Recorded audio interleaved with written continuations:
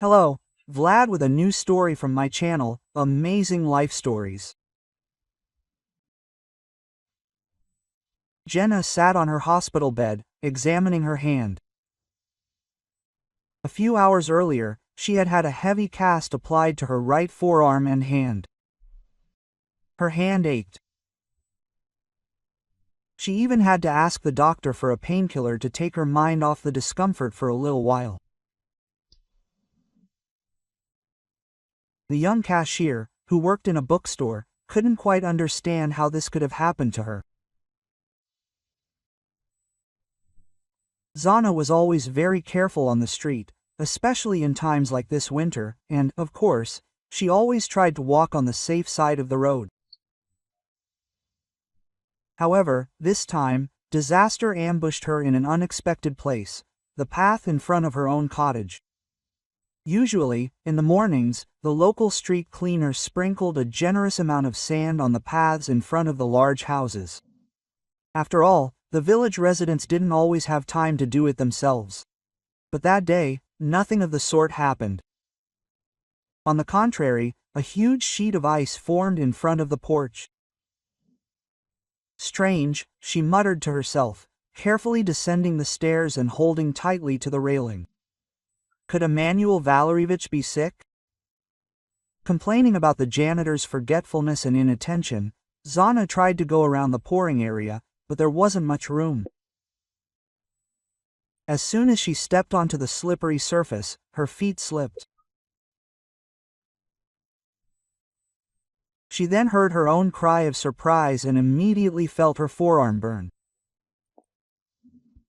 Zana, her husband, jumped up to her. "What's this? What happened?" quote. Zakar looked at the pouring area in front of him, puzzled, then looked back at his wife. "What weather? Oh, never mind, let's get up carefully now. That's it." Zakar helped her up. I carefully took her by the elbow and walked her to the entrance gate. He worked as a lead engineer for a construction company, so he drove his wife to work every morning. It was on the way. When he asked how she was feeling, he saw tears streaming down her cheeks. Zana whispered, her hand slipping. "It hurts so much. Did it really break?" Frowning, her husband immediately pulled his cell phone out of his pocket and, dialing a number, quickly made arrangements. "There's no point in waiting for an ambulance. They'll be here in at least half an hour anyway, in this snowstorm. The emergency room is also out of luck. They're a complete mess. Let's go to a private clinic. I have a friend who works there as a surgeon. He'll do everything for you, top notch." But Zana shook her head. "Maybe not." She looked questioningly. "Well, really, I can get treated at a regular hospital, but a private one will probably be really expensive, and it's kind of inconvenient." But Zakar simply waved her hand dismissively and carefully helped her into the backseat of the car. "Yes, it's nonsense that I can't arrange better conditions for my beloved wife. No, I need you healthy." Quote. She looked at him with mild surprise, but said nothing. When, sometime later, she had a cast put on, that same friend of her husband's informed her that she would have to stay for a few days. "The fracture, of course, isn't the most serious, but I would like to monitor your condition. Complications can arise at any moment. Just in case, stay." Quote. "Well, I have work," Zana tried to object, to which the doctor replied with a slight smile. "You don't have to worry about that. Your husband has already arranged everything, paid for your stay until the end of the week, and your work will issue you sick leave. Zakar Sergeyevich has already made all the arrangements with your management." Surprised by such concern, Zana merely nodded silently and signed a consent form for treatment at a private clinic. Her husband's behavior remained a mystery to her. After all, it was as if a black cat had run between them lately. Zakar had noticeably cooled off and spent most of his time either at the office or on endless business trips. It was as if he was avoiding contact with her, and she blamed herself entirely. 6 weeks ago, she'd suffered a painful miscarriage. It all happened so quickly, so suddenly. Her coworkers barely had time to call an ambulance. Later, the doctors said they'd had to give her 2 transfusions due to severe bleeding. They said it was a miracle they'd managed to pull her out. But her husband seemed uninterested. He entered the room with a very gloomy expression. Quote, "It's all your fault," Zakar chided her. She'd barely come to her senses. Quote, "You're constantly nervous with your customers. This is the result. My God, I was expecting this child. Why are you such a loser? You couldn't even carry it to term." Zana cried for a long time, trying to explain that she was having a very hard time herself, and that she wanted this child just as much. He couldn't even imagine how much she'd been waiting for him. But her husband was indifferent. From that day on, he never visited her again, only picking her up from the hospital when she was scheduled to be discharged. Even then, on the way home, he didn't utter a word. And Zana finally realized that their life had changed irrevocably. She still agonized over those memories, constantly cursing herself for letting her husband down, and most of all, she feared she would never be able to have children. However, the doctors didn't seem overly skeptical. Quote, "Of course, it's better for you to abstain for the next year or 2, the doctor said. But then, if you feel ready for motherhood, you can try again." To be honest, she wasn't sure their marriage would survive. Zakar hardly spoke to her. That's why she was so surprised by the sudden change. Zakar looked so scared, so excited, as if there were still warm feelings for her in his heart.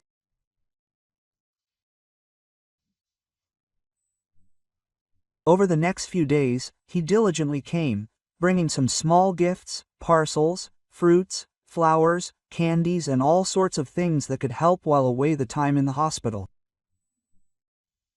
"No, why are you doing this?" Zana refused at first. "It's just a simple fracture, and everything will heal soon, and you showered me with fruit as if I had to lie here for another month."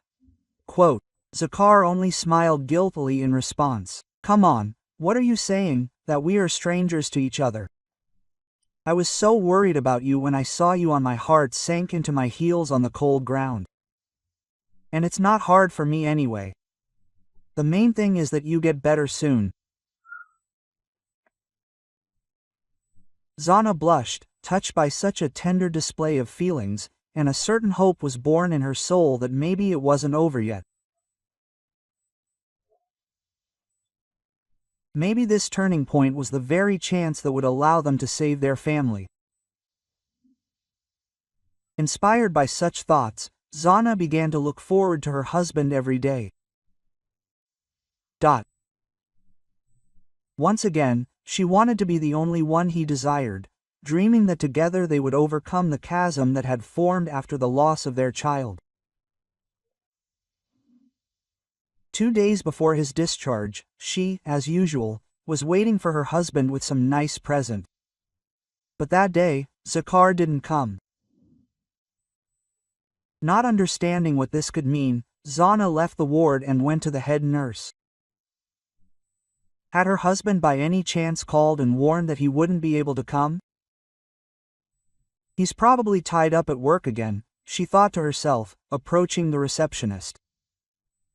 She enjoyed stretching her legs after a long stay in the ward.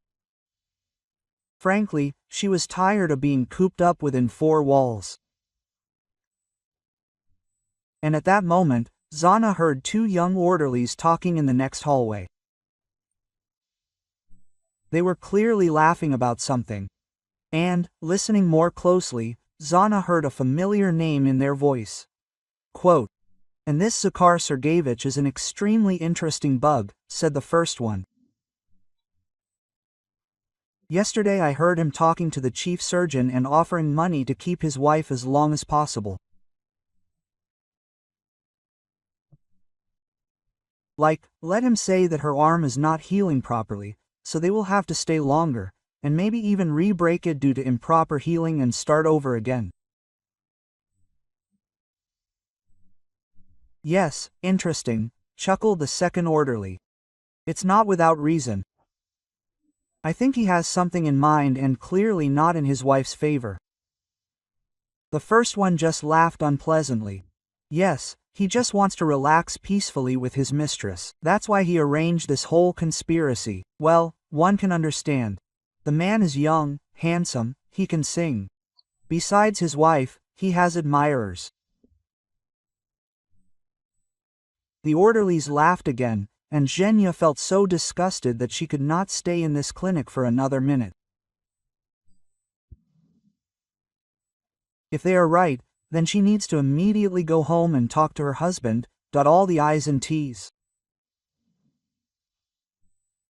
She quickly changed and packed her things, not intending to wait for her husband, lest she be drugged by lies again. Trying to ignore her aching arm, Jenna quietly crept past the nurse's station and, slipping out of the department, hurried home. The street was still slippery, but that didn't stop her. Having reached the nearest stop, she jumped on a bus and sat down in an empty seat. Only then was she able to breathe a sigh of relief. Meanwhile, the attending physician, making his daily rounds, noticed the patient was missing. Rushing to reception, he cursed the nurse on duty without mincing words, then dialed Zakhar. "We have an emergency," he shouted into the phone. "Your wife ran away." "When?" "God knows, but I think it was no more than an hour ago. We were changing shifts at the time, and she apparently took advantage of it." Quote, "Well, that's it," Zakhar thought to himself, cutting off the conversation with the doctor. "They can't do anything normal, and I'm paying them so much money for everything." And he immediately started calling his wife, getting ready to start a scene. But Zana didn't answer. "I'm not talking to you now," she said, looking at the message from her husband popping up on her phone screen. "You kept texting me." After getting off at her stops, she made the long walk to the common gate, and when the security let her in, she quickly headed toward the house, constantly slipping and looking at her feet. But when she tried to open the house with her keys, disappointment awaited her. Someone had managed to change the locks, and the keys simply didn't fit. "What's going on?" Shanna muttered under her breath, not believing what was happening. "What happened?" She continued to fiddle with the old key in the keyhole. And at that very moment, the lock clicked loudly from the back. Zana involuntarily recoiled as a tall young man appeared on the porch and looked at the uninvited guest in surprise. "Excuse me, who are you?" he asked politely, then, nodding at her keys, clarified, Are you trying to break my lock?" Zana even choked with indignation, looking at the tall, insolent man who had so rudely occupied her house.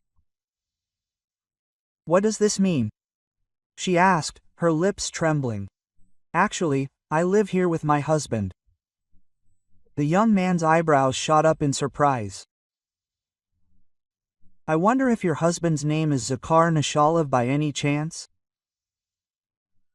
When Zana nodded weakly, he replied, "Aha, so there's no mistake. I'm now the new owner of this house. I understand we made a deal with your husband, although, I don't understand why he didn't tell you about this." Quote. Zana slowly leaned against the wall, trying to process what she had just heard. "I don't believe you." In a last attempt to shake off this nightmare, she said, "Zakar couldn't sell the house without telling me. I was in the hospital for the last week," and she shook the fresh plaster. Then tears welled up in her eyes. "I don't understand anything anymore." The man looked at her carefully, and then, asking her to wait, disappeared into the house for a few minutes.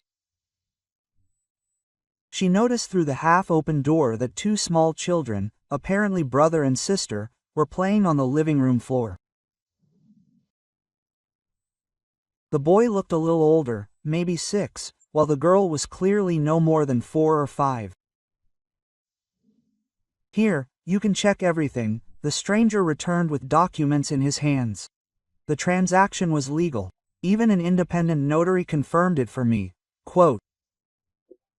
Sobbing from resentment and bewilderment, Zana looked through all the papers, from which it was clear that Vasily was not lying. "Forgive me, please," Zana said, lowering her eyes. "It turns out I'm wrong. It's all just so unexpected." Confused, not knowing what to do, she said goodbye to the new owner of the house and, turning around, began to descend the porch. At that moment, he called out to her. "Wait, well, since it turned out this way, maybe you should come in. We were just about to have tea. Maybe you should join us too." Quote. Zana smiled weakly through her tears, but just as politely declined. She was terribly ashamed of her behavior, although she understood that it was justified. Finally, she descended the porch, but before she had time to take a few steps, she again felt the ground literally disappear from under her feet. Zana screamed and immediately felt someone's strong arms firmly grab her. "And I see here, they don't clean the sidewalks very well here, do they?" Vasily said softly, setting her on her feet. "Well, we have a good janitor, actually," she replied, embarrassed and thanking him for saving her. "This seems to be the first time we've seen such ice." Vasily glanced at the pavement glistening in the morning sun. "We only just moved in, so I didn't have time to sprinkle it all properly. But I see there's nothing like this near the other houses." Jenna looked at him, puzzled. "What are you trying to say?" It was Vasily's turn to be slightly embarrassed. "Nothing special, but to be honest, it all looks a bit strange. The layer of ice is too thick, but it couldn't have formed purely physically. There's no precipitation like this outside yet. You know, I'd say it looks more like someone deliberately piled water on the porch." Jenna felt a chill go through her insides. Could Zakar have set this up? And he wanted her to break something? Quote. And why would he do that?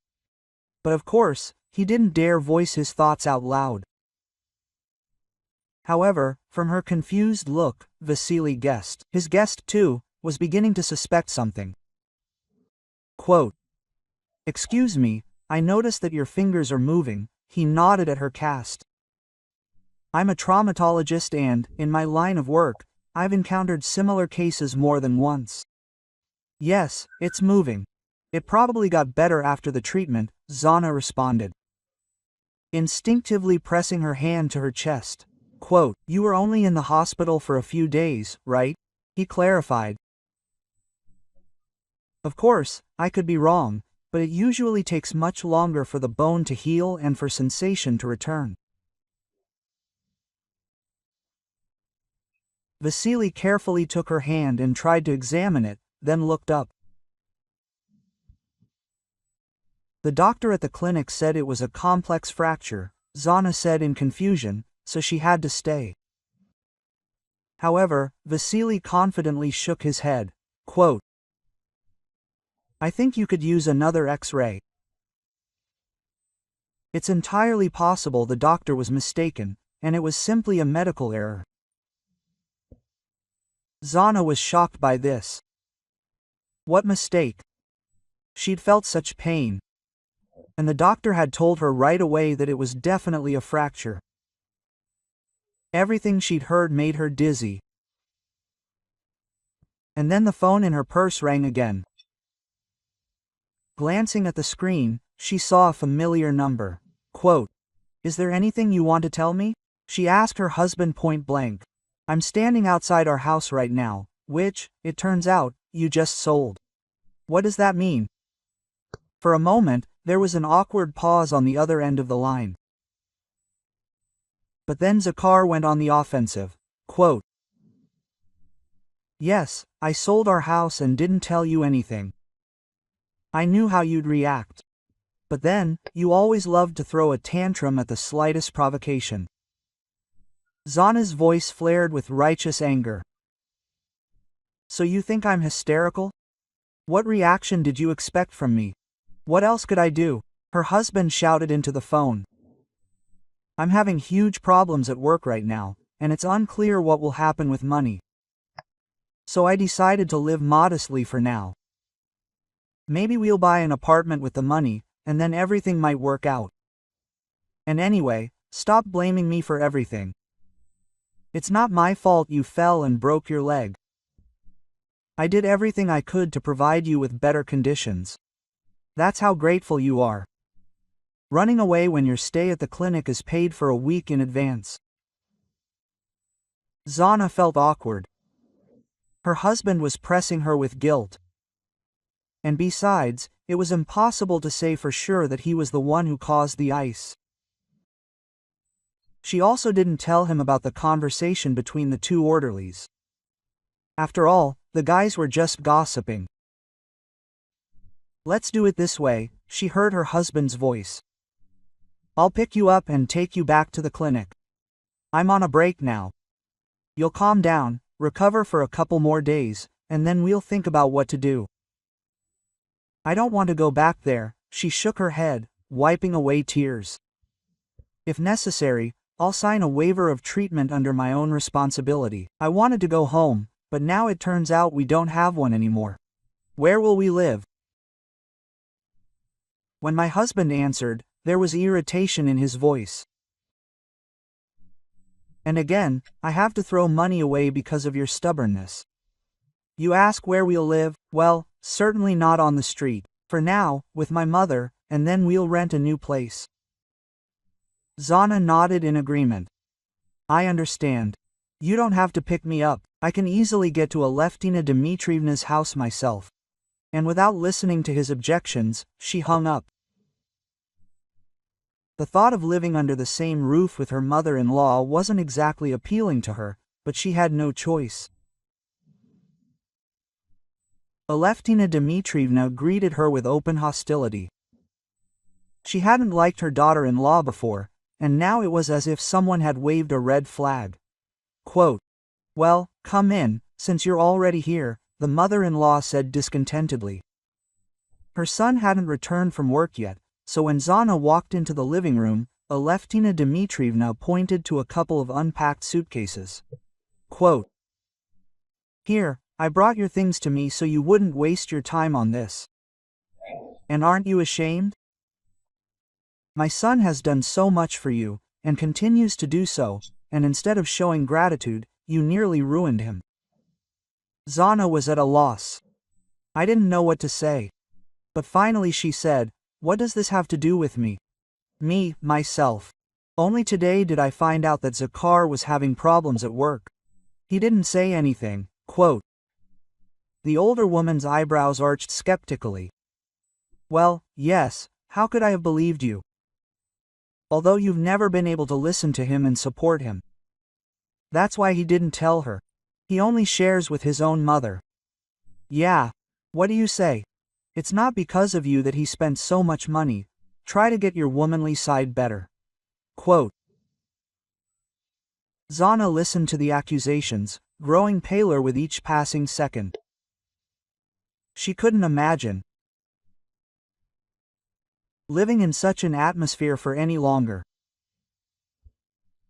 And when you finally got pregnant, didn't your son do everything for you? Just to provide you and my unborn grandson with peace. And you couldn't even hold the baby, rushing off to your useless job. Quote. Zana could barely stand, so upset was she by the endless stream of insults.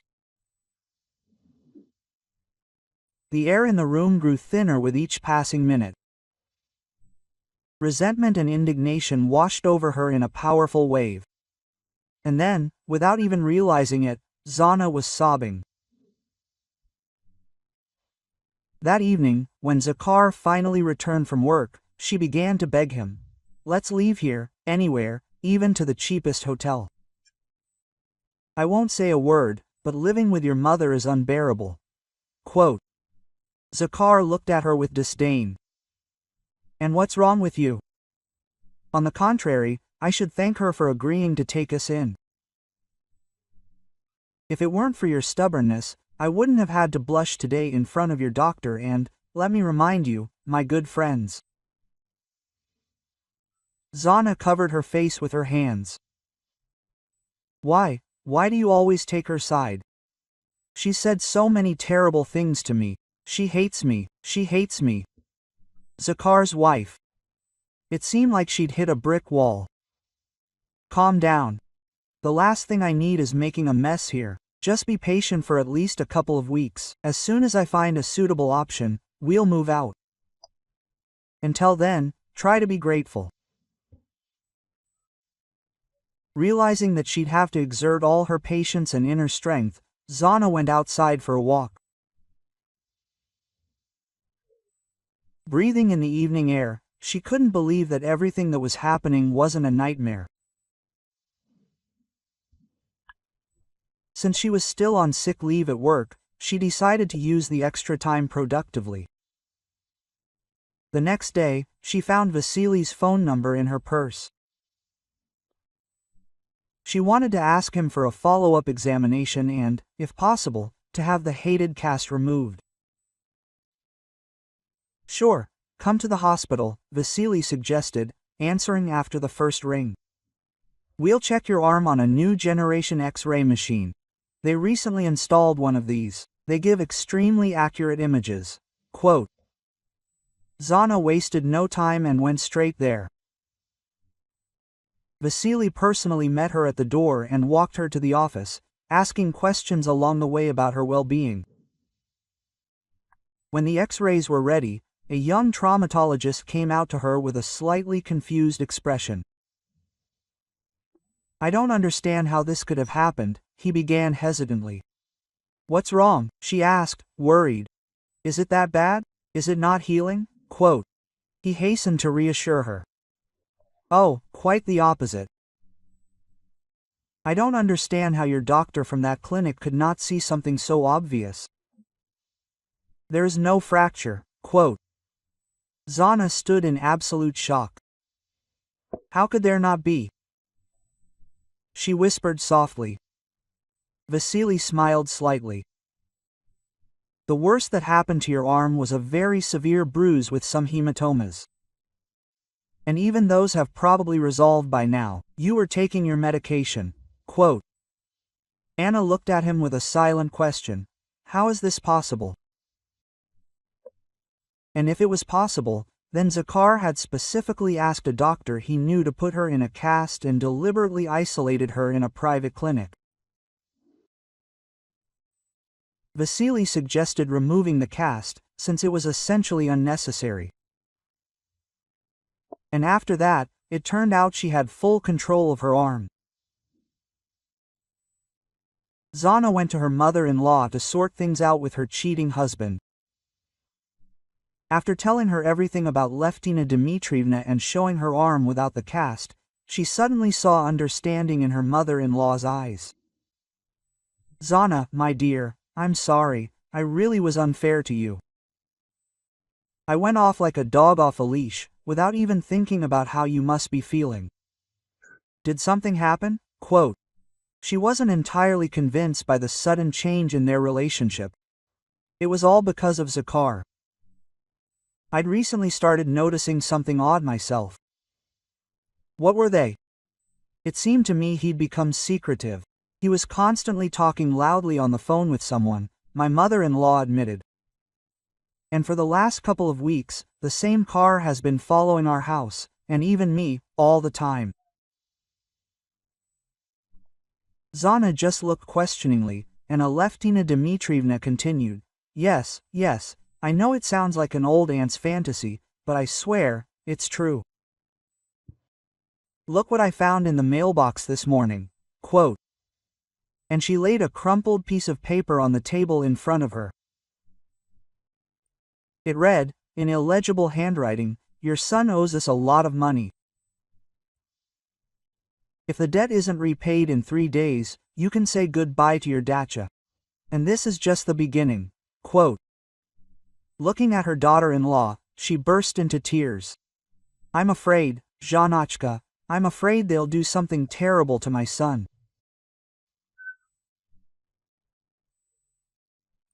Zana looked at her in confusion and realized Zakhar had gotten involved with some very dangerous people, which is why he was forced to stage the affair with the drug to hide her from the criminals, and that he was trying to take care of her.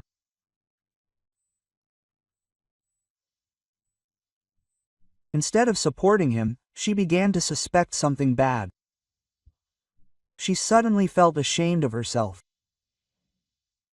They simply began to wait for Zakhar to return. However, with each passing hour, the anxiety in their souls only grew. This was because her husband was in no hurry to arrive, and his phone was out of range. The women waited for him until evening. However, Zakhar never returned. His mother-in-law even called his boss to find out if her son was still at the office. However, the boss replied that Zakhar had left several hours ago. My God, something had definitely happened to him. Aleftina Dmitrievna cried, clutching the phone to her chest. Wait, don't worry so much. Maybe he just stopped somewhere along the way. Her daughter-in-law tried to support her, but she didn't believe her own words. At the same time, she couldn't allow her mother-in-law's condition to worsen due to stress. But, unfortunately, Zakhar never showed up that day. The next morning, Vasily called her. The new owner of the house was surprised to discover that her husband's phone was no longer available. I never got around to transferring the money, the traumatologist told her. A few days passed while I was waiting for the cash to be withdrawn from the bank, and now he's not answering his calls. Maybe then you could come to my place yourself and we'll go to the bank so I can transfer the entire amount. Quote. Zana was stunned. How could this be? Zakhar had disappeared without having time to pay for the house. Something had clearly happened to him. Having arranged a meeting, Zana and Aleftina Dmitrievna went to see Vasily. He, a smart and perceptive man, had already realized how the seller was a man with a double meaning. And that's precisely why, fearing further fraud, he wrote a receipt for the money to be transferred to her, thereby preventing Zakhar from pocketing the money for the house.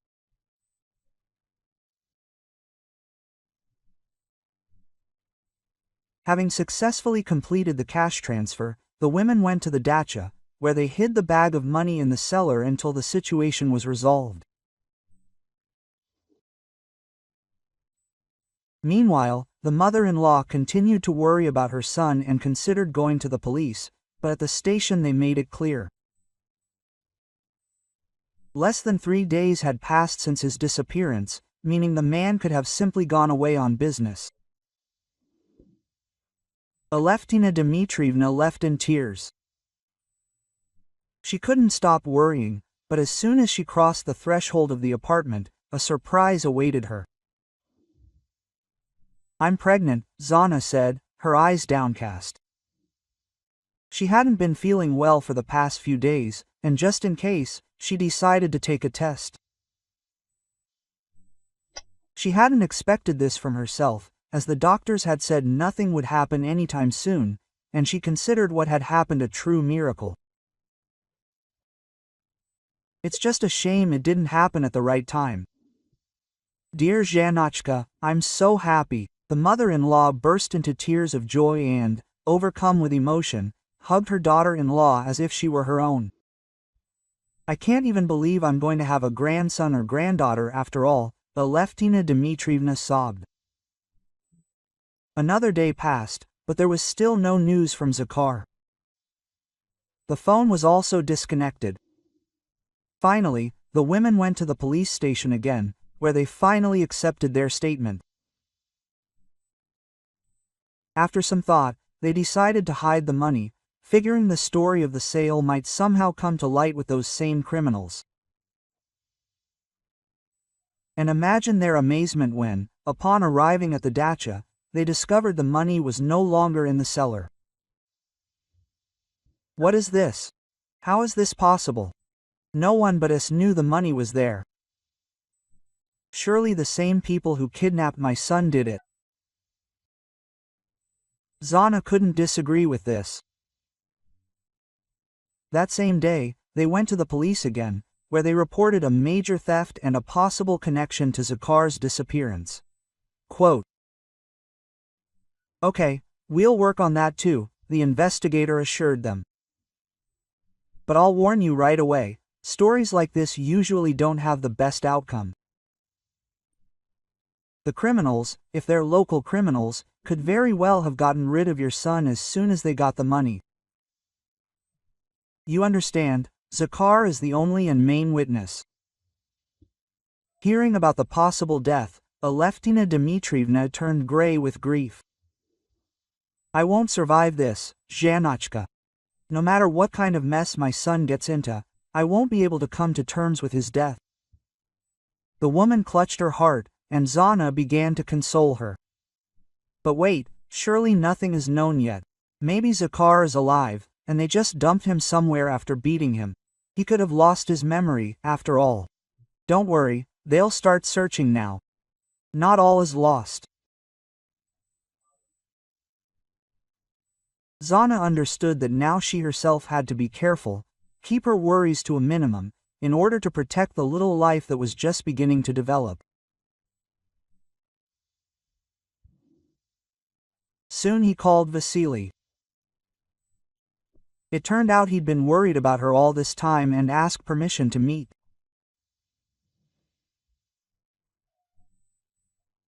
Finally, after listening attentively to Zana, Vasily looked at her and said, "Forgive me if I hurt your feelings, but doesn't this whole story seem strange to you?" "What do you mean?" she asked, puzzled.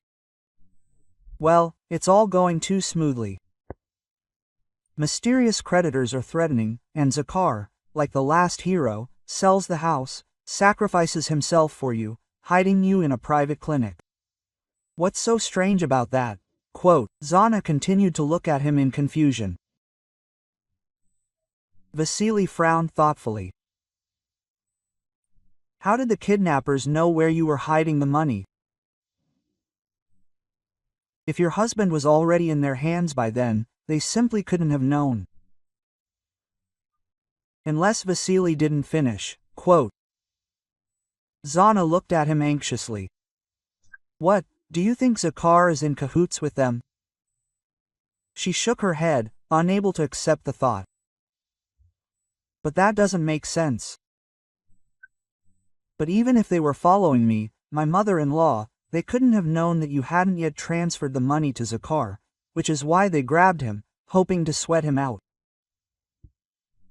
Vasily slowly stood up and, coming over, carefully took her hand. "Please don't be nervous. It won't do anyone any good." Zana sighed deeply. "But actually, I meant that it's entirely possible that there weren't any creditors to begin with," Vasily said unexpectedly. "What?" she asked, astonished. "Send the kidnappers note for graphological analysis. I'm sure your husband will be the author." Quote. Jenna rose from the table and looked him in the eyes with undisguised reproach. How can you even say such things about my husband? Do you even understand what I'm talking about? This isn't just a serious crime, but a very vile act. Vasily looked at her with a sad smile. Unfortunately, I have a similar case in my medical history. Only it happened with my ex-wife. He gently sat her back down, then confessed that he'd been raising his children alone for 3.5 years. Sasha always wanted a different life for herself, the doctor said. She dreamed of living in luxury, constantly traveling to expensive resorts and denying herself everything. But after marrying my promising self, she soon realized that such a level was unattainable for us. After all, I'm a doctor, not an oligarch. So what, did she leave you alone? Quote. Zana looked at him in surprise. The man hesitated, then, taking a deep breath, continued. At first, she tolerated it, trying to coerce me into participating in all sorts of official machinations at the hospital where I worked at the time. Sasha thought that way we'd earn more. Besides, I'd curry favor with those dishonest ministry officials who benefit from having their own man in lucrative positions. Zana smiled softly in response. But she hadn't succeeded. Yes, that's absolutely right. I had no intention of participating in any scams and made it clear I was transferring to another clinic where there was nothing like that. She kicked up a fuss and finally declared me a complete loser who had ruined my life. The smile faded as the doctor finished his story. And then one day I returned home, a little earlier than usual, and found my wife standing at the door with a large suitcase. She said it had all been a huge mistake, and from now on I would be in charge of my own destiny. And she left the children with me, believing they would never amount to anything with such a father. He chuckled ironically. When she left, I didn't stop her, and suddenly it occurred to me to check our joint account and the shoebox where we kept our cash. Well, that's when the most interesting thing came to light. She took everything with her into her new life, not leaving a penny for the children and me. And I've never seen her since. But I still hope that this money at least brought her the happiness she dreamed of. Zana listened to him in amazement. His wife had practically robbed him, and not only did he not report it to the police, but he even forgave her. Yes, you are an amazing man, she said quietly, admiring his actions. I can't imagine how lucky the woman you ever decide to marry again will be. Vasily looked at her with such warmth and soulfulness that pleasant shivers involuntarily ran across her skin. You know, if you weren't married, I think this could very well be possible, he said meaningfully. Afterwards, he paid the bill and called her a taxi. Finally, he asked her to check the note again. On his advice, she actually paid for a graphological examination, enclosing a free sample of her husband's handwriting. And a few days later, she brought home a sealed envelope. At first, it was even scary. To open it, so they had to wait for Aleftina Dmitrievna. And when they opened the papers, the terrible suspicions were confirmed. I can't believe it's true, the mother-in-law cried out, wringing her hands. How could my son do this to me, and to you? Zana just silently peered at the results of the examination. The handwriting matched perfectly. He still outsmarted us, took the money and framed everything in the light he wanted so that we wouldn't suspect anything, she said slowly and tightly, shaking her head. She carefully sat down on the sofa. She was currently suffering from unbearable morning sickness. And after the terrible news, she felt sick again. He ran away, abandoned me, our child, the woman said, upset, stroking her stomach. But on the other hand, maybe it will be better for everyone, and our baby will never know what a scoundrel his father was. Her mother-in-law, trying to calm herself, sat down next to her. Quote, Zhanachka, you're not alone. I'll always help you with your grandson. I'll give you all the support I can. If this is how your son has grown up, I won't let him follow in his footsteps. We won't allow it. Her daughter-in-law hugged her back. The police reclassified the kidnapping case as fraud. An active search for Zakar began, lasting almost several months. However, in the end, they came to nothing. And at that moment, Zana realized her family history with her husband was finally over, so she filed for divorce herself. They quickly divorced, and Zana moved permanently in with her mother-in-law, with whom they became mutually supportive. Over the next few months, Zana began dating Vasily. The young couple developed a mutual attraction, which eventually blossomed into a deeply harmonious bond. Vasily wasn't at all bothered by her pregnancy. On the contrary, he was delighted that another child would be joining their family. Zana, meanwhile, began visiting him more and more often at her former home, caring for the young children and playing with them, who quickly became attached to her.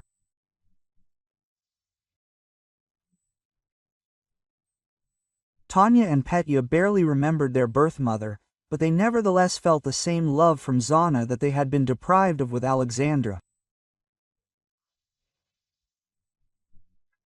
Shortly before the birth, Zana moved in with Vasily permanently, and they agreed to hold their wedding after the birth of their son. An ultrasound showed they were having a boy, whom, after a family meeting, they decided to name Konstantin. The birth was easy, and a healthy, strong baby boy was born. A couple of months later, after their recovery, they actually had a beautiful, cozy wedding, which, of course, included her former mother-in-law, who had now become almost like a second mother to her. Kostya grew confidently and delighted his parents with his robust health and cheerful, inquisitive nature. When the baby was 4 months old, Zana relaxed completely and stopped thinking about her ex-husband. She decided that Zakar had long ago moved on and tried to sincerely forgive him. While walking with Kostya in the city park, her attention was drawn to an old homeless man lying on the lawn, begging passers-by for help. Seeing no one nearby, Zana left the stroller for just a moment and, approaching, helped him up, after which she offered to call an ambulance. The homeless man's eyes darted nervously in response, and he, saying he felt much better, hurried away. Zana shrugged, turned around, and immediately froze in horror. The stroller was empty. Quote, Kostya, Kostya! The woman screamed in despair. She burst into hysterics and ran through the park without looking, trying to find the kidnapper. But the few parkgoers only shook their heads in confusion, seeing and hearing no one. Quote, It's definitely Zakara, Vasily declared confidently upon learning what had happened. Unlike his wife, he remained remarkably calm. Quote, "I swear to you, we will find our son." But so much time has passed, the exhausted mother sobbed. "And anyway, how do we know it was him?" "Because there's no one else," Vasya replied. "I have no enemies. We don't earn enough to ask for ransom, but your ex could very well have done it, for revenge, for example." Vasily submitted a wanted poster for Zakara to the police, describing the situation in detail and the homeless man who seemed to be simply distracting them. "He probably bribed that," he told the investigator. "If you find him, then maybe you'll find Zakar too." Quote, the police took up the case. They quickly identified the vagrant from the park, and with his help, they quickly apprehended Zakar himself. It turns out he'd had plastic surgery, slightly altering his appearance, but in a way that made him completely unrecognizable. The ex-husband admitted to the police that he'd accidentally discovered the pregnancy while recovering from surgery at a private clinic in a neighboring town.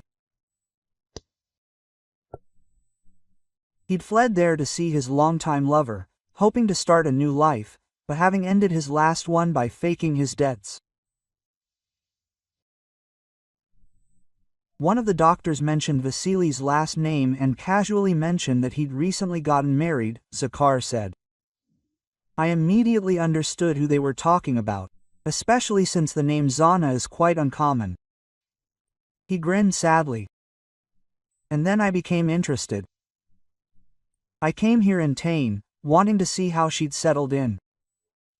And when I saw the boy, I immediately realized, my son, well, I'm not stupid, I could do the math. Everything clearly matched the timing. But I'd always dreamed of an heir and simply couldn't resist." Zakar repented of everything and even returned part of the money he had once stolen from his ex-wife. Despite what had happened, Zana forgave him. The most important thing for her was that her son was unharmed and had been in a hotel with his biological father the entire time. Zakar was sent to serve his sentence in a penal colony. Zana could finally breathe a sigh of relief. She and Vasily were happily raising 3 children. And Aleftina Dmitrievna helped them with this.